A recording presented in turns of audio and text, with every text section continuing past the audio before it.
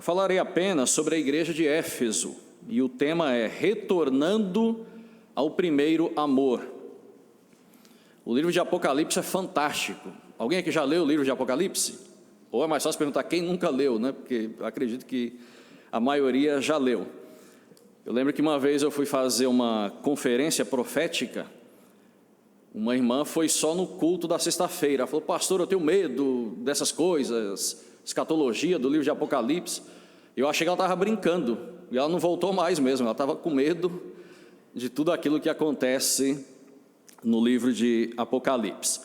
Mas a gente vê no fim que tudo vai dar certo, né? Que o Senhor Jesus, nosso Deus, eles vão restaurar todas as coisas, e aí a gente vai viver eternamente com o Senhor. Primeiro ele mostra o problema, depois ele aponta a solução e resolve tudo. E aí o livro finaliza dizendo que não haverá mais choro, nem pranto, nem dor, nem nada que cause sofrimento para o ser humano. Então vale a pena ler. O livro de Apocalipse está cheio de bênçãos, né, para o povo de Deus. Inclusive há uma promessa, capítulo 1, versículo 3. Bem-aventurado aquele que lê o que transmite e os que ouvem e guardam as palavras que estão escritas no livro de Apocalipse. Então há uma bênção especial para aquele que lê o livro de Apocalipse. Então vamos ver aqui Apocalipse capítulo 2, do versículo 1 ao 7. Eu falarei apenas sobre a igreja de Éfeso. E o Senhor Jesus tem uma mensagem poderosa para a igreja de Éfeso, que serve para mim, serve para você também neste século 21. Apocalipse capítulo 2, do versículo 1 ao 7, que diz assim: é o Senhor Jesus dizendo: escreve ao anjo da igreja que está em Éfeso, isto diz aquele que tem na sua destra as 7 estrelas, que anda no meio dos 7 castiçais de ouro. Conheço as tuas obras, e o teu trabalho e a tua paciência, e que não podes sofrer os maus, e puseste à prova os que dizem ser apóstolos, e o não são, e tu os achaste mentirosos, e sofreste e tens paciência, e trabalhaste pelo meu nome, e não te cansaste. Tenho, porém, contra ti que deixaste o teu primeiro amor. Lembra-te, pois, de onde caíste, e arrepende-te, e pratica as primeiras obras. Quando não, brevemente a ti virei, e tirarei do seu lugar o teu castiçal, se não te arrependeres. Tens, porém, isto, que odeias as obras dos nicolaítas, as quais eu também odeio. Quem tem ouvidos, ouça o que o Espírito diz às igrejas. Ao que vencer, dar-lhe-ei a comer da árvore da vida, que está no meio do paraíso de Deus. Amém? Vamos orar? Deus Altíssimo, honras e glórias sejam dadas ao Senhor em nome do teu Filho, o nosso sumo sacerdote, aquele que se compadece das nossas fraquezas. Que o teu nome seja honrado e glorificado nessa manhã, e que o teu povo também seja abençoado, edificado e exortado e consolado pelo Senhor também, em nome do Senhor Jesus. Amém. Muito bem, eu vou dar uma breve introdução, depois vou falar também sobre um princípio, uma breve história da cidade, para a gente entender do porquê que o Senhor Jesus se apresentou da forma que Ele se apresenta, não só para a igreja de Éfeso, mas para Esmirna, Pérgamo, Tiatira, Sardes, Filadélfia e também Laodiceia. A gente pode extrair grandes lições de cada carta que o Senhor Jesus envia para as 7 igrejas da Ásia. O nome Éfeso quer dizer a desejada. A igreja de Éfeso, ela é conhecida como a igreja desviada, porque ela se desviou de um princípio importantíssimo. E fica até muito claro aqui no versículo 4, quando o Senhor Jesus diz: tenho contra ti, porém, que deixaste o teu primeiro amor. Então, por isso ela é considerada como a igreja desviada, que se desviou de um princípio importantíssimo. Profeticamente, ela representa, alguns colocam assim, que profeticamente ela representa a época dos apóstolos, que vai ali quando a igreja foi fundada, em Atos capítulo 2, até o ano 100. Essa igreja ela é tão importante que há 3 mensagens, pelo menos que estão registradas na Bíblia, para esta igreja. No livro de Atos, a gente vê ali algumas exortações para essa igreja. a própria carta de Paulo aos Efésios. A gente tem uma carta inteira ali, um livro para a igreja de Éfeso, e essa mensagem do Senhor Jesus, que foi enviada primeiramente para a igreja de Éfeso. Em Atos capítulo 18 e capítulo 20 mostra o início dessa igreja. Possivelmente ela foi fundada por Priscila e Áquila, e com a orientação de Paulo, ela se tornou um centro evangelístico. Era um lugar estratégico, então Paulo fez da igreja de Éfeso um centro evangelístico, para que o evangelho fosse propagado na Ásia Menor.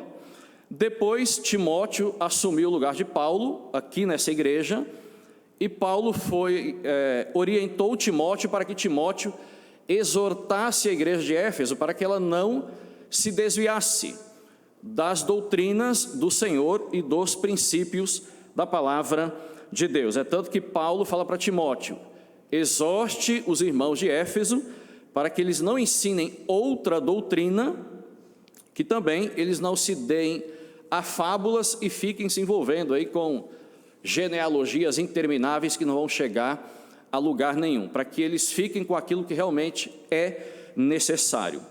Em segundo lugar, nós temos um princípio. Para entendermos a mensagem de Cristo para as igrejas, é importante ler o capítulo 1 do livro de Apocalipse. Na verdade, o capítulo 1 é a chave para entender todo o livro de Apocalipse. E para cada igreja que o Senhor Jesus se apresenta, ele se apresenta com um título já revelado no capítulo 1, com exceção para a igreja de Filadélfia, que ele se apresenta com um título que ele recebe no Antigo Testamento. Depois você pode ler aí o capítulo 1, versículo 12 e 13 e o versículo 16 também, que é a expressão que o Senhor Jesus usa para se apresentar para a igreja de Éfeso. Para ganhar tempo aqui, depois você lê em casa. Agora, falando um pouco sobre a cidade de Éfeso, não a igreja, tá? A cidade em si, ela foi fundada por Andróculos de Anatória em 1500 a.C., e a cidade de Éfeso era a cidade mais perto da ilha de Patmos.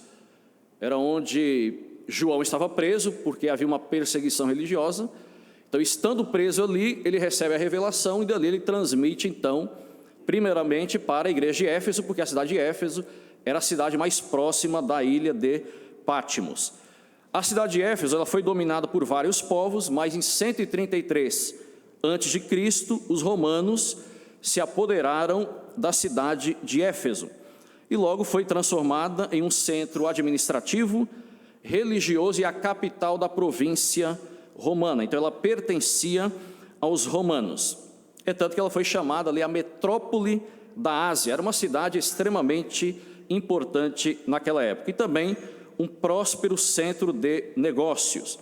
E também era um centro estratégico e por isso Paulo estabeleceu um poderoso trabalho ali e ficou 2 anos trabalhando naquela cidade. Como eu falei, depois a igreja é fundada e Timóteo fica pastoreando aquela igreja. E da cidade de Éfeso que ele escreve a carta aos Filipenses, que também é uma carta fantástica. Na verdade, toda a Bíblia é fantástica, né? Eu amo a palavra de Deus, irmãos. Uma das coisas que eu mais gosto nessa vida é ler a palavra de Deus. O irmão Toninho, ele olhou minha Bíblia ali, ele viu, né, que é toda grifada, já não tem mais nem espaço aqui. O livro de Apocalipse, eu tenho que pegar um papel à parte para eu ir anotando, né? E minha esposa é testemunha, ela vê que realmente eu amo a palavra de Deus. Eu gosto de ler a Bíblia, eu gosto de estudar a Bíblia, entender a palavra de Deus. Então, toda a Bíblia é fantástica, né? De Gênesis a Apocalipse. É interessante que eu voltei a ler Êxodo, parece que foi a primeira vez que eu li, que eu estou lendo. Estou vendo tanta coisa fantástica ali, maravilhosa, né? Eu fico parecendo uma criança quando ganha um presente, assim, sabe? Fico maravilhado com tudo que eu estou vendo novamente ali no livro de Êxodo. Então, dali, Paulo escreveu para os Filipenses. E era uma cidade muito culta, tinha uma grande biblioteca ali na cidade, também um teatro romano que cabia mais de 24 mil pessoas, e também havia muitos judeus por conta da perseguição que os judeus sofreram. Então, em cada cidade ali da Ásia também tinha a presença judaica, em algumas delas também sinagogas, que era o lugar de culto dos judeus. E a cidade de Éfeso, isso aqui é importante, tinha um grande candeeiro no alto de um monte que servia como um farol. Então, quando ele estava aceso, ele servia como orientação para os navios que vinham chegando na cidade de Éfeso. Então, aquele candeeiro ou candelabro, ou aquela menorá apagada, os navios ficavam perdidos, eles não sabiam para onde ir, então eles ficavam sem noção. Alguém aqui já foi em Salvador e viu o Farol da Barra? Alguém aqui já foi? Eu já estive lá em 2009, então você vai lá em Salvador, bem ali naquela parte central, tem o Farol da Barra. Era parecido com aquilo ali, é um lugar bem alto, tem o farol servia para quê? Orientar os navios que vinham chegando ali na costa brasileira. Então, apagado não tinha utilidade nenhuma, não servia para nada praticamente, mas aceso servia como orientação. Então, entendendo isso aqui, fica fácil a gente entender por que o Senhor Jesus usa algumas expressões aqui em Apocalipse capítulo 2. E também era a cidade da deusa Diana, ou Artemis. Essa deusa, ela se apresentava como uma mulher com vários seios, ou seja, como uma mulher poderosa que sustentava toda a cidade de Éfeso, como uma mãe que sustenta o seu bebê, quando amamenta o seu bebê. Já viu o bebê ali quando está com fome, recém-nascido, né? Só quem pode resolver o problema daquela criança, quem que é? É a mãe, né? Quando vai lá, pega e amamenta, né? O pai vai lá, o irmãozinho menor vai lá também, ninguém consegue resolver o problema. Aí a mãe chega lá, peraí, me dá aqui. Pega lá e começa a amamentar, então resolve o seu problema e sustenta. Então a deusa Diana se apresentava assim para os cidadãos de Éfeso, como aquela que era poderosa e que sustentava toda a cidade. E o seu templo era considerado uma das 7 maravilhas do mundo antigo. Entendendo isso, a gente começa a entender do porquê que o Senhor Jesus se apresenta assim para a igreja de Éfeso. Rapidamente, eu vou dividir aqui em 4 pontos, mas eu serei breve, vou tentar terminar até às 11 ali, tá bom? Eu sei que você está na expectativa aí de almoçar com a família, então não fique preocupado, até às 11 eu termino, tá? Então, em primeiro lugar, o Senhor Jesus se apresenta, ele faz uma apreciação para a igreja, depois ele adverte e por fim ele faz um apelo, chamando a igreja para um acerto de contas. E como que ele se apresenta aqui? Ele se apresenta como aquele que está segurando as 7 estrelas. O que são essas 7 estrelas? São os líderes das igrejas. O próprio livro de Apocalipse interpreta isso. E se apresenta também como aquele que anda no meio dos 7 castiçais de ouro. E o que são aqueles 7 castiçais de ouro? São as 7 igrejas às quais ele está transmitindo a mensagem. Eu acho interessante que o ouro é o metal mais precioso, né? Então isso nos faz pensar e refletir que a igreja, ela é preciosa para o Senhor Jesus. O Templo Batista Maranata é precioso para o Senhor Jesus, amém? O Templo Batista em Vila São José, lá em São Paulo, é precioso para o Senhor Jesus. E você também é precioso para o Senhor Jesus, porque você pertence à igreja, é ou não é verdade? Então, se a igreja é preciosa, você também é precioso para o Senhor Jesus, ou preciosa. Ainda que ninguém neste mundo goste de você, saiba que você é importante para Deus.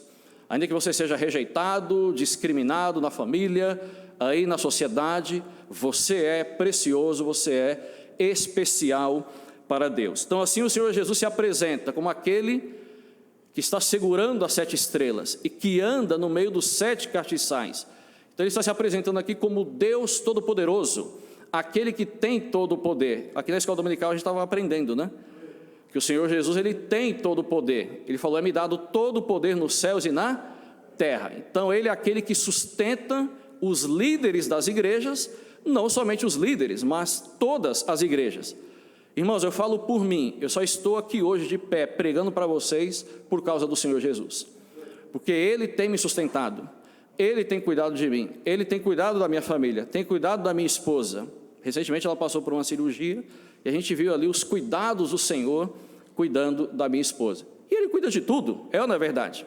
O texto que o irmão colocou aqui, que a gente estava refletindo ontem, eu não preciso ficar tão preocupado com aquilo que eu vou beber, com aquilo que eu vou comer, com aquilo que eu vou vestir, porque Deus vai dar, Ele sabe que eu preciso dessas coisas, né? Eu estou comendo tão bem, que agora até preciso olha como que Deus está cuidando, né? Começar a fazer jejum e regime, para ver se perde uns quilos, né? E olhando aqui para os irmãos também estão bem alimentados, olha, todo mundo bonito, corado, né? Dizem que o mineiro, quando ele fala que a pessoa está Está bem? Olha, está bonito, está gordo, né? Então, está todo mundo bonito aqui. Então, a gente vê que o Senhor está cuidando e sustentando. Amém? E vai sustentar até a volta dele, porque ele é fiel. Então, o Senhor Jesus é como se ele estivesse dizendo: eu sou o fundador da igreja, eu sou aquele que sustenta vocês, é de mim que vocês precisam. Era mais ou menos assim: a cidade de Éfeso tem a deusa Diana, mas vocês têm a mim que pode sustentar e cuidar de vocês. Vocês viram que agora recentemente lá no Crato, no Ceará, eles fizeram uma estátua que é a maior do mundo, de Fátima, uma estátua de Fátima. Então, se fosse aqui no Brasil, é mais ou menos assim: a cidade de Crato tem aí a Fátima, né?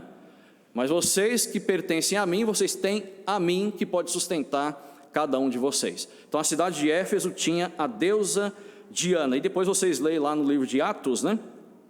Quando algumas pessoas começaram a se converter, e teve muitos problemas ali, né? Porque tinha a deusa e eles vendiam também as imagens da deusa Diana.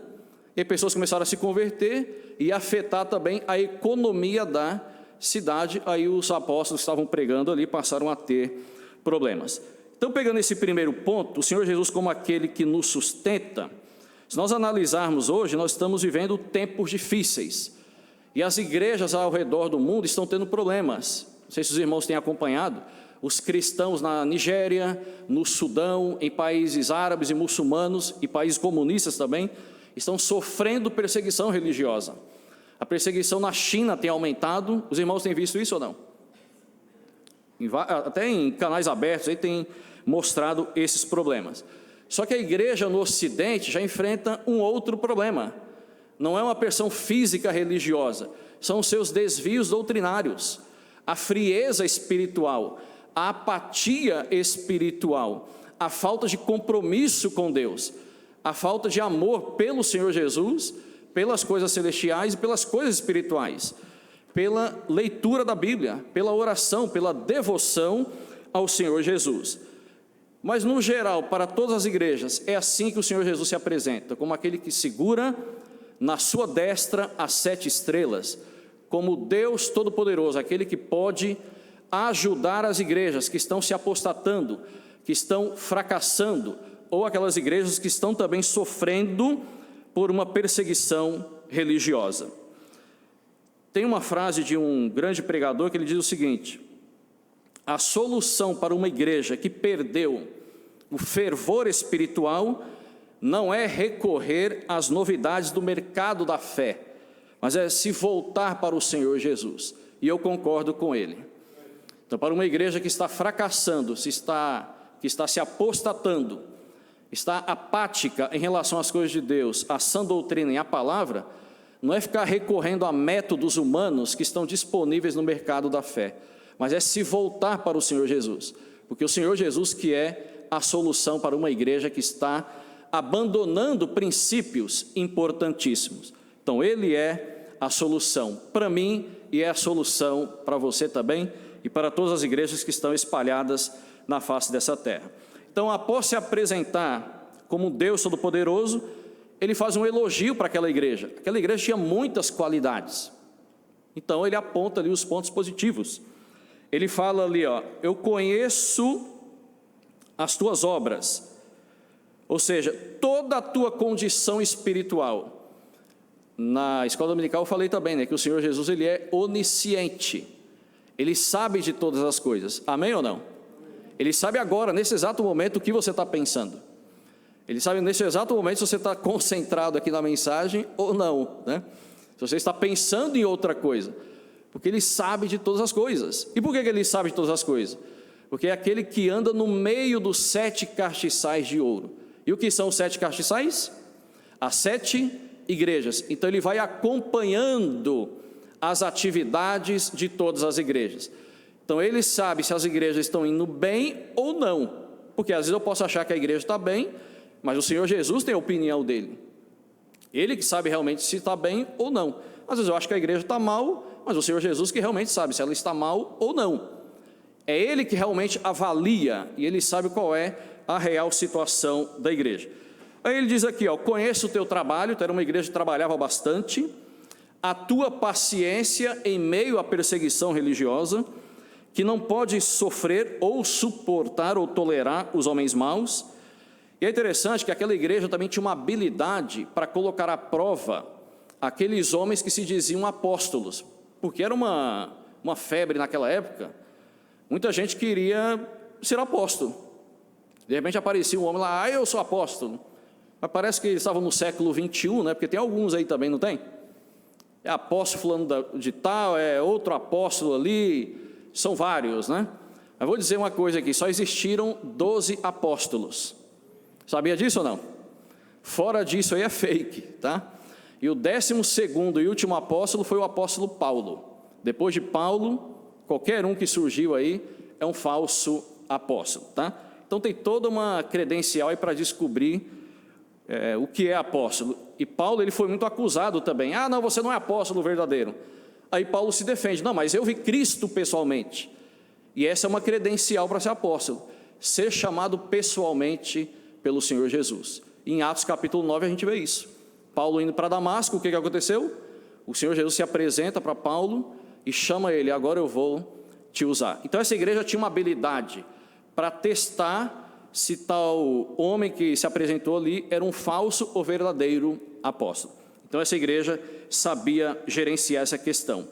E também sofreste, tem paciência, trabalhaste pelo meu nome e não te cansaste. Era uma igreja incansável, estava sempre fazendo alguma coisa para o Senhor Jesus. E também odiava as obras dos nicolaítas. Quem eram esses nicolaítas? Era um grupo de hereges que estava dentro da igreja e que queria dominar a igreja. Então, os efésios estavam odiando aquele grupo de pessoas dentro da igreja que queria destruir a igreja. E é interessante que foi falado isso aí também para a igreja de Pérgamo. E o Senhor Jesus falou, eu também odeio as obras dos nicolaítas. Então a gente acha que o Senhor Jesus só ama, né? Mas tem coisa que ele odeia também, tá?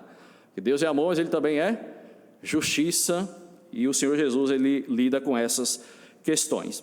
E aí, fazendo uma aplicação para todos nós temos defeitos, é ou não é verdade? Mas nós temos qualidades também, amém ou não? E igreja é assim, né? A gente tem pessoas com defeitos que também têm qualidades. Mas o problema é que às vezes a gente só olha por defeito, né? Sendo que deveríamos também olhar mais para as qualidades. Não é que a gente tem que ignorar o defeito, a gente tem que tentar ajudar a pessoa em cima do defeito que ela tem. Eu também tenho qualidades, tenho defeitos, mas também tenho qualidades. Então assim a gente vai servindo ao Senhor, mas sempre buscando a excelência, amém? A gente não pode se conformar, ah não, eu sou assim mesmo.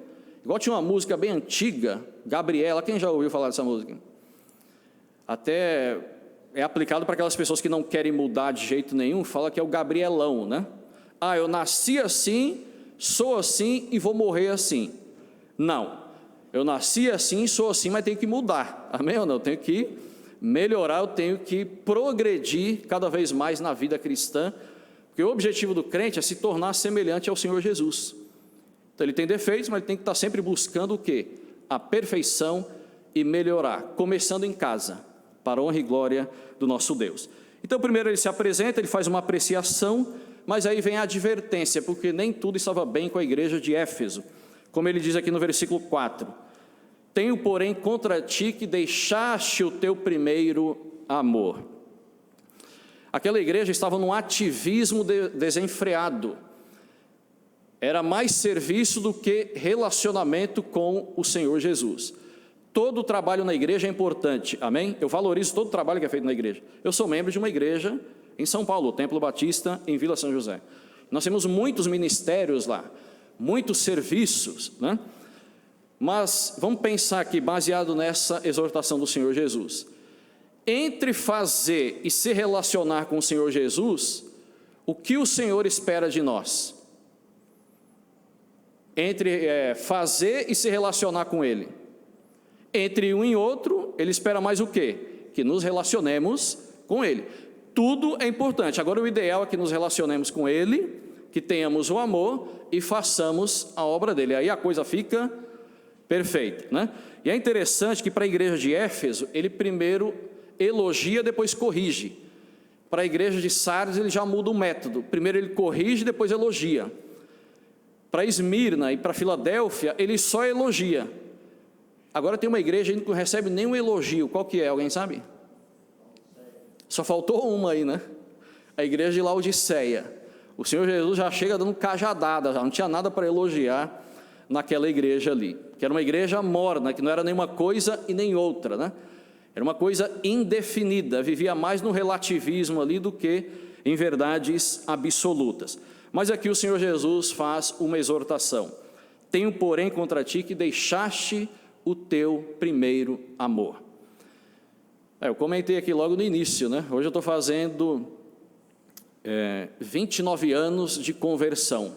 Você já viu um novo convertido? É uma bênção, né? Ele é empolgado, e ele empolga todo mundo, é ou não é verdade? Ele só quer ler a Bíblia, ele só quer orar, ele só quer ir para a igreja, ele quer evangelizar, ele quer fazer tudo, né? Ele está animado, e ele acaba contagiando as outras pessoas que estão à volta dele, né? Ele até reclama, né? Nossa, mas só tem culto de quarta-feira, domingo de manhã e domingo à noite? Ele acha pouco, né? Ele queria estar todos os dias na igreja. Então ele tem aquele amor, aquela paixão pelo Senhor Jesus, aquela empolgação, né? Vamos dizer assim, aquele fogo, né? Para ler a Bíblia, para conhecer a Deus, para fazer tudo relacionado à obra do Senhor. Mas aí vai passando o tempo, parece que esse amor vai se perdendo, né? A coisa vai esfriando. Aí, ao invés de elogiar, já começa a reclamar, né? Mas para que isso? 3 cultos na semana? Quarta-feira, domingo de manhã, domingo à noite, tem que ter ensaio ainda no domingo, e tantas outras. Podia reduzir mais um pouco a coisa aí, né? E para que ler a Bíblia toda, né? Para que orar tanto assim?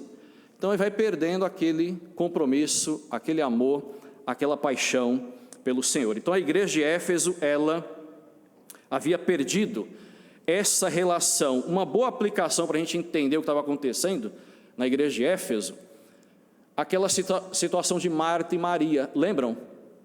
Lá em Lucas, o Senhor Jesus chega ali naquela casa, o que Marta estava fazendo? Ela estava errada? Não, era importante aquilo ali, né? Fazendo um monte de coisa. E Maria, onde que Maria estava? O que ela estava fazendo? Aos pés do Senhor Jesus para ouvi-lo. Aí o Senhor Jesus: Marta, Marta, estás afadigada com muitas coisas. E Maria, olha aqui, ó, ela escolheu a melhor parte. Então, entre fazer e estar aos pés do Senhor Jesus, é melhor estarmos aos pés do Senhor Jesus, ouvindo a sua palavra, orando a Ele, tendo comunhão com Ele, tendo realmente esse fervor no coração para aprender do Senhor, orar a Ele e também colocar em prática a sua palavra. E hoje a igreja de Cristo, ela corre um grande risco em se tornar apenas uma igreja cristã cultural, né? Que só participa de atividades, de eventos, de programas, mas realmente não está disposta a ouvir a voz de Deus, a palavra de Deus, e colocar em prática os seus ensinamentos e princípios. E o amor é de suma importância na vida cristã, principalmente quando envolve a nossa relação com o Senhor Jesus ou com o nosso Deus. E aí ele faz então essa advertência, né? Se a igreja não se arrependesse, ele iria disciplinar aquela igreja. Ele iria tirar o castiçal do meio da igreja, e a igreja perderia a capacidade de influenciar a cidade de Éfeso. Porque para isso que o Senhor nos chamou, amém? Para influenciarmos pessoas. Agora, se eu não amo ao Senhor Jesus, se eu não me relaciono com Ele, só fico fazendo um monte de coisa para Ele, mas não me relaciono com Ele, eu vou perder essa capacidade de influenciar as pessoas, de iluminar as pessoas que estão em trevas. E para isso o Senhor nos chamou. Vós sois a luz do mundo. Agora, eu não posso fazer isso sem o Senhor Jesus, eu preciso dEle. Então, quanto menos eu leio a Bíblia, quanto menos eu oro, quanto menos eu ouço a voz de Deus e pratico a sua palavra, menos capacidade eu tenho para influenciar as pessoas e conduzir as pessoas aos pés do Senhor Jesus. Da mesma forma que aquele candeeiro apagado não tinha utilidade nenhuma para orientar os navios, eu também, sem me relacionar com o Senhor Jesus, eu perco também esta capacidade de iluminar as pessoas que estão à minha volta e de influenciá-las para o bem, principalmente para o Evangelho, para que elas se convertam e tomem uma decisão ao lado do Senhor Jesus. E para finalizar, aqui ele faz um apelo. Se alguém depois quiser, eu tenho esse estudo, tá? Tenho em PowerPoint, tenho também no Word, quem quiser eu posso mandar os mínimos detalhes. Aqui tem muita informação, você vai ter uma outra aula ou uma outra mensagem também. Aí o Senhor Jesus ele faz um apelo à igreja. No versículo 7, quem tem ouvidos? Quem tem ouvido aqui? Então ele diz, quem tem ouvidos, ouça o que... E a Bíblia está cheia desse apelo. O Senhor Jesus o tempo todo, ele falava isso. Quem tem ouvidos, ouça o que o Espírito diz às igrejas. E ao que vencer, dar-lhe-ei a comer da árvore da vida que está no meio do paraíso de Deus. O Senhor Jesus era fantástico. Ele mostrava o futuro para motivar o crente no presente, para o crente tomar uma decisão correta para servir ao Senhor Jesus. Então qual é o apelo aqui? Ouvir o que o Espírito está dizendo. E qual era o apelo? Retornar ao primeiro amor. Então se você abandonou o primeiro amor, o apelo é para você retornar ao primeiro amor. Se você perguntar para mim hoje, tá? É lógico, nós temos altos e baixos na vida, né? Não posso ser hipócrita. Dificilmente a gente fica no topo o tempo todo, a gente tem altos e baixos. Se você perguntar para mim hoje qual é a minha relação com o Senhor e o meu sentimento, irmãos, hoje, com 29 anos de conversão, eu me sinto ainda como novo convertido. Eu estou lendo a palavra, tenho orado, tenho buscado mais ao Senhor, tenho focado em Deus, tenho procurado conhecer ainda mais o Senhor Jesus. Olha, irmãos, eu já li a Bíblia toda, e tem livro que eu já li várias vezes, mas eu ainda assim quero conhecer mais ao Senhor. E quanto mais eu leio a Bíblia, sabe qual a conclusão que eu chego? Que eu não sei nada e que eu preciso aprender ainda mais. Quanto mais eu estudo sobre o Senhor Jesus, sabe qual a conclusão que eu chego? Eu preciso conhecer ainda mais o Senhor Jesus. E nós vamos passar a eternidade conhecendo o Senhor Jesus. Porque Ele mesmo disse, e a vida eterna é esta, que conheçam a Ti só como único Deus e a Jesus a quem Tu enviaste. Então, se você não abandonou o primeiro amor, glória a Deus e aleluia, continue firme, amém? Não abandone isso. E nem abandone os trabalhos também, tá? Eu vou explicar bem aqui, que senão, de repente alguém pode dizer, o pastor falou que eu não preciso fazer nada, é só ficar lendo a Bíblia, orando e, né? Não preciso cantar no coral, não preciso evangelizar, não preciso fazer manutenção na igreja. Não, não é isso, tá? Eu falei que entre uma coisa e outra é melhor que tenhamos o relacionamento saudável com o Senhor, né? Então, primeiro vem o Senhor, aí depois o serviço, aí as atividades e os programas da igreja. Então, a prioridade é o Senhor Jesus. Como eu falei aqui na escola dominical, para que em tudo Ele tenha a preeminência. O Senhor Jesus tem que vir em primeiro lugar em nossas vidas. Os saduceus perguntaram para o Senhor Jesus, né? Mestre, qual é o grande mandamento da lei? Aí Ele falou, amarás o Senhor teu Deus de todo o teu coração, de toda a tua alma e de todo o teu entendimento. E aí, semelhante a este é amar ao próximo como a ti mesmo. Então, Deus quer que amemos ao Senhor Jesus em primeiro lugar. Então, é mais amor ao Senhor Jesus do que serviço ou atividades, como era o problema aqui da igreja de Éfeso. Mas eu amando ao Senhor Jesus, primeiro, aí depois eu vou fazer o serviço, porque Ele quer mais relacionamento do que o serviço. Para finalizar, eu quero deixar uma frase aqui de um autor de um livro que eu li, ele falando sobre a igreja como um todo. Ele diz assim, portanto, a igreja de hoje, no século 21, assim como a igreja de Éfeso, tem um trabalho a fazer, que o trabalho é importante, as atividades são importantes, tá? Tudo que nós fazemos na igreja é de suma importância, se nós fazemos para a honra e glória do nosso Deus. Tem um trabalho a fazer, um combate para combater e uma profissão de fé a ser defendida. Mas, acima de tudo, ela tem uma pessoa a ser amada, com o amor que tínhamos por Ele no princípio, um amor imperecível. Quem é essa pessoa que ele está mencionando aqui? É o Senhor Jesus, amém? Então devemos amar o nosso Senhor com todo o nosso coração, toda a nossa alma, com toda a nossa força, com todo o nosso entendimento em primeiro lugar. Então Então, se você não está se sentindo aí com aquele amor, com aquela empolgação que você tinha quando você se converteu, ore ao Senhor Jesus, converse com Ele, fale com Deus: Senhor, eu não tenho amado ao Senhor como eu deveria te amar, eu não tenho amado a Tua palavra como eu deveria amar, eu não tenho orado o suficiente, eu não estou tão interessado em Te conhecer mais. E lá em Oséias 6,3 diz: conheçamos e prossigamos em conhecer ao Senhor. É algo contínuo, que não para. Então você começou a ler a Bíblia, continue lendo, continue conhecendo ao Senhor. Então que Deus nos abençoe, nos ajude. Essa exortação foi para a igreja de Éfeso, mas serve para mim e serve para você também. E que jamais abandonemos o primeiro amor. Amém? Que permaneçamos firmes no primeiro amor até a volta do Senhor Jesus, porque Ele vai nos recompensar. Qual foi a recompensa aqui? Comer da árvore da vida que está no meio do paraíso de Deus. Então aquele que retornar ao primeiro amor, lá na eternidade terá acesso à árvore da vida, e vai poder comer, hein? Ué, mas com corpo celestial? Com corpo glorificado? Será que é possível? Sim, o Senhor Jesus não comeu com corpo glorificado? Com corpo celestial? Então assim nós poderemos comer também, e ali será plenitude de satisfação. A gente não vai comer por necessidade, ali sim vai ser comer por satisfação e prazer. Que Deus te abençoe, permaneçamos firmes na palavra, nos caminhos do Senhor, e que continuemos também trabalhando para o Senhor, para a honra e glória do Teu santo nome, e também para a expansão do reino de Deus. Mas em primeiro lugar, a gente tem uma pessoa para amar, e essa pessoa é o Senhor Jesus. Deus abençoe.